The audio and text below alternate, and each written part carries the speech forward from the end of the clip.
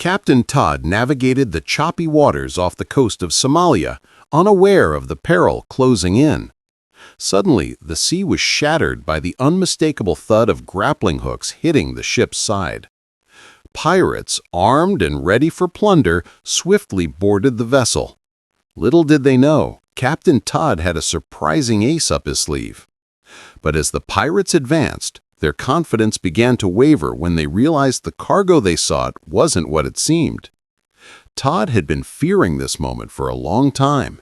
He had been very aware that his trading route was going through somewhat dangerous territories. He had weapons on board to defend himself, but the last thing he wanted was to turn this into a firefight. Time was ticking away as the men were getting ever closer to the edge of his container ship. Todd had to think quickly now and make a decision. Suddenly, he felt a surge of confidence. He quickly grabbed the microphone and shouted a message over the intercom of the ship. He demanded that every person of the crew come to the cafeteria below deck. He also informed them that pirates were coming on board.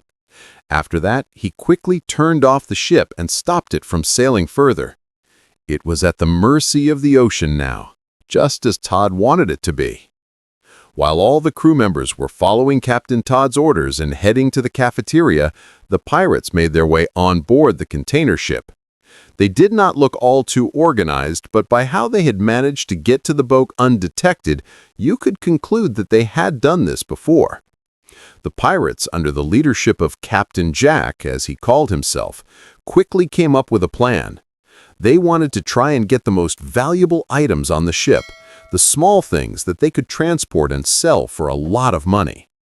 The pirates decided to split up into pairs of 2 and 3 to cover more ground on their hunt for crew members. It seemed like a fine plan, but what the pirates did not know was that Captain Todd had been watching them ever since they got on the boat. Now he could first deal with that team of 2 and then focus on the 3 pirates left. But he first had to make sure everything was ready. Todd had radioed to 2 of his second-in-commands to lock all the other crew members in the cafeteria and then come to the control room to meet him. These pirates were not going to know what hit them. The 2 pirates walking the deck of the ship were getting more and more unsure by the minute. They were also confused as to why Captain Jack had ordered them to go together. Both of them were very new to this line of work and had never been on a ship anywhere close to this size before. In the ship's control room, Captain Todd and his second-in-command, a veteran sailor named Harris, swiftly sketched out a plan. Their eyes darting over the ship's blueprint spread across the table, they decided to exploit the ship's intricate layout. Setting up a trap in the cargo hold, a faint clattering sound, subtly amplified, could attract the unsuspecting pirates. Outside, the 2 nervous pirates, Ahmed and Yusuf, their AK-47s clutched tightly, creeped towards the sound, mistaking the clattering for hidden crew members. Their eyes widened in disbelief at the sight of shiny new smartphones, a stark contrast to the rustic weapons in their hands. Greed momentarily overcame their caution as they forgot their initial mission, mesmerized by the glistening gadgets that promised a fortune far beyond their wildest dreams. Hidden from view, Todd and his team, hearts pounding, watched the pirates through a small gap. The lure of the smartphones proved too strong for Ahmed and Yusuf, who, in a state of near delirium, began stuffing their pockets with devices, their minds clouded by visions of wealth. Engrossed in their plunder, the pirates failed to notice the quiet click of a door locking behind them. With a swift and silent signal, Todd gave the go-ahead. In an instant, the doors to the crates slammed shut, the sound of locking bolts echoing through the hold. "Hey, Yusuf," called Ahmed mid-celebration. "We're now prisoners within a cage of our own greed." This success was a vital first victory. Under the harsh fluorescent lights of the crew's mess hall, Todd quickly convened a huddle. With urgency in his voice, he outlined their next move. Todd moved with purpose back to the control room, ensuring every possible communication device in the crate was jammed. He was determined that no word of their success would reach Captain Jack, leaving him in the dark and increasingly isolated. Gained in the hushed confines of the control room, Todd reached for the radio, his voice low and steady as he contacted the Coast Guard. He relayed their dire situation with the call of a seasoned captain, his words concise, painting a clear picture of the danger aboard the vessel. Captain Jack, his brow furrowed in suspicion, led his remaining men through the ship's corridors with increased caution.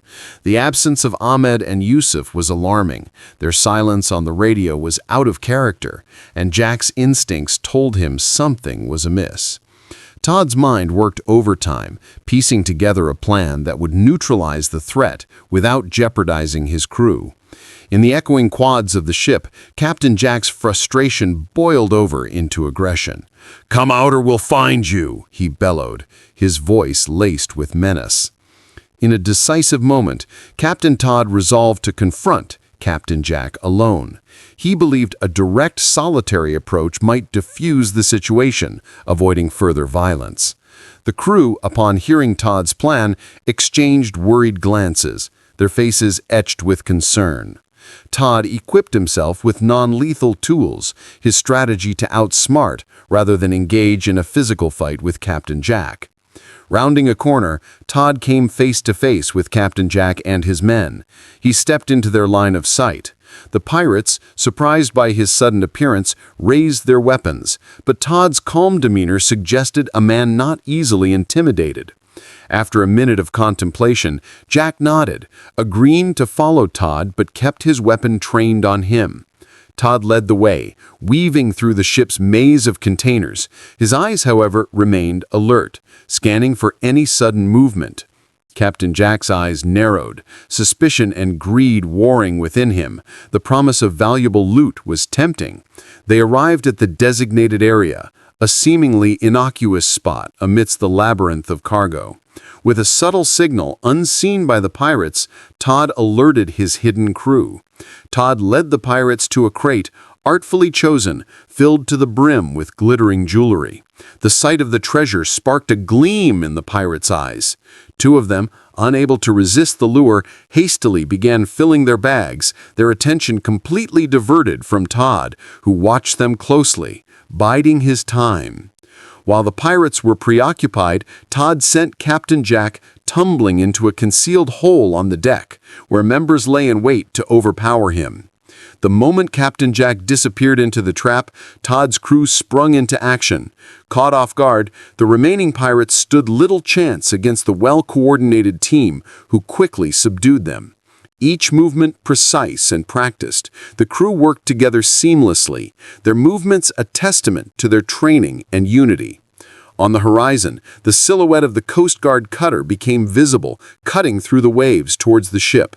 The sight of the approaching vessel brought a collective sense of relief to the crew. Upon the Coast Guard's boarding, Todd led them to where the pirates were detained.